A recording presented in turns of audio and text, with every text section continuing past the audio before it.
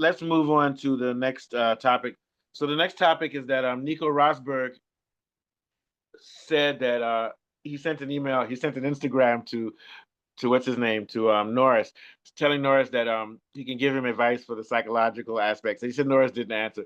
Number one, this is like telling a sniper or a soldier, "Oh, I can give you advice on how to be a better soldier." Whether it's useful advice or not, they're not going to take it. Would you? I mean, I maybe I would. I could be mature, but he said, "Oh, he didn't take it."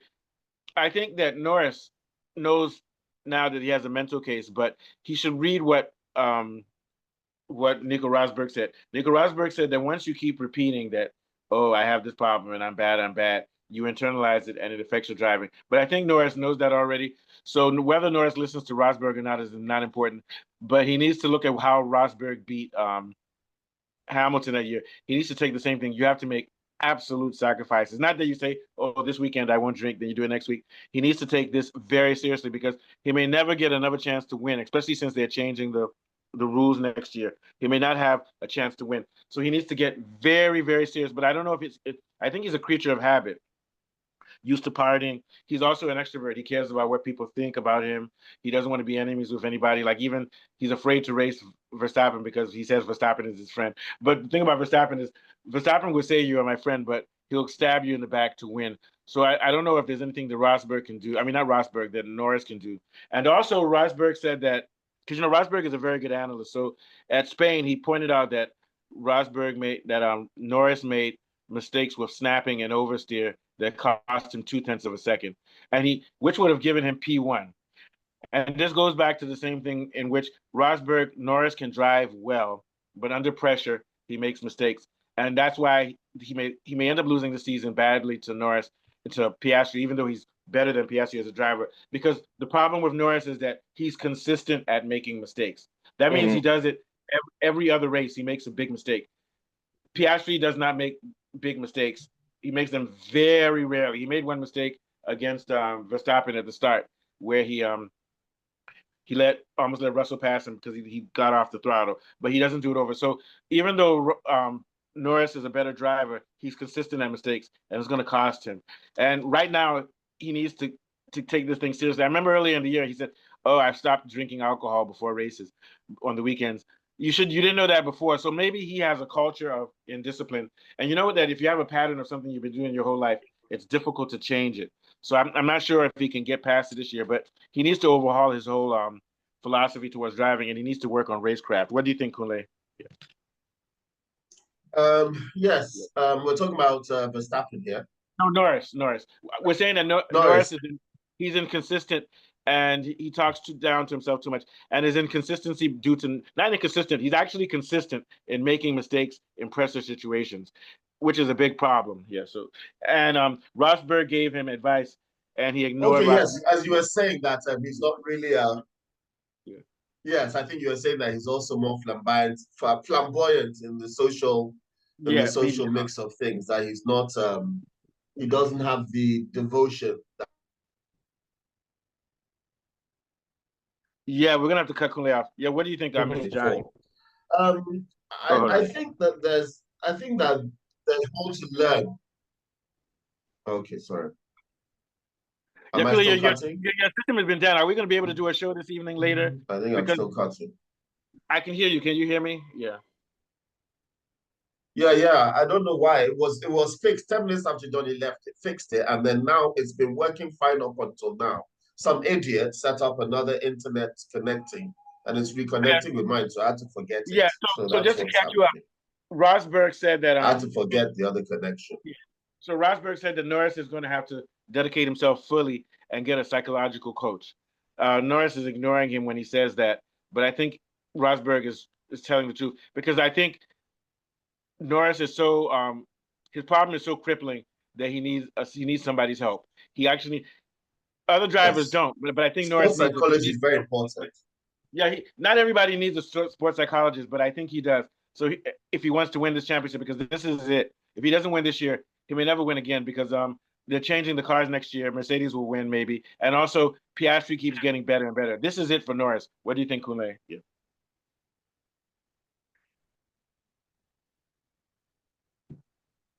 Well, What do you think, Johnny? Yeah, we're gonna have to. Rosberg giving Norris advice like that, and maybe Norris might have felt a bit insulted, Yeah, I think Rosberg. She shouldn't have sent him an IG message. Then now you're telling everybody you sent it. And that means, are you saying I'm weak? I think Norris would have just said, "Okay, thanks for the advice, thumbs up or something like that," and then probably, I'm sure Norris is willing. He knows that he has to win it. I don't know what he's going to do to actually to make everything happen, but he knows that he's in a fight for it now, and it is like it's just between. It's either going to be him or Piastri at the end of this year. I mean, for one of them. Yeah. So, as in, I don't know what he has to do, but although he doesn't look like he knows what he has to do.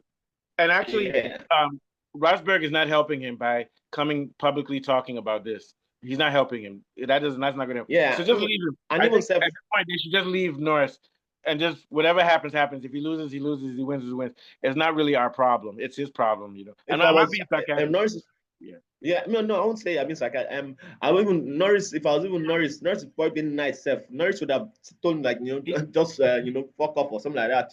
Just because you want it once. You want to start saying that. You want to start giving me advice. Something like that. But. That probably me just being nasty if I want to reply him, but because you can't really brag too much now when you just won it once. If you won it once, then it might be like am I still on? Yes. Oh, I can hear you. I changed my connection, so maybe it's better because my connection was bad too. So what were you saying? So Kunle, what are your thoughts? Yeah, let's see if it works this time. Yeah. Yeah, I think that Norris needs to step up his killer instinct image. I think yes, he lacks that killer instinct. He needs to drive it in if he's going to get past Piastri. Drivers don't like to make don't like to make excuses for their mistakes. A driver's world is very individualistic. It's very much a me, I kind of world. Even though he does work with a team, but when you're out on the track, it's you and the car, and the steering wheel and the brakes, and everyone behind you, and anyone you got to get past in front of you. And yes, Norris needs to work on that psychology. I've seen psychology in sports is so important. United were winning penalty shootouts, and then they sacked their psychology coach, who was there specifically for penalties. Onana hasn't saved the penalty since then, and he's had several. Yeah, that's always important. So sports psychologists do actually, the club didn't understand the value of it. They thought it was some kind of schmarmy, new kind of newfangled type of fashion that all these football fashionistas like. But sport psychology is actually important when it comes to that. He does need somebody to get that killer instinct back in him. There's something that's lacking there because clearly he's a better driver than Piastri. We've not seen the best of Norris. And if he doesn't sort that out, it may have I wouldn't say disappointing career, but he will feel that he could have been better than some of his parts. He'll be like Jean Alesi. Jean Alesi or something. Yeah. He had the potential to be great, and he sort of didn't achieve those great pinnacles. That's actually what they call Leclerc Jean Alesi. But anyway, yeah. So you can finish off your last point before we cut off. So I think at the end of the day, though, nobody can give Norris advice. I'm saying this in defense of Norris because he has to figure this out for himself. And Rosberg is not helping him by sending him an Instagram message saying, "You need to. I can give you advice," and then telling all of us now.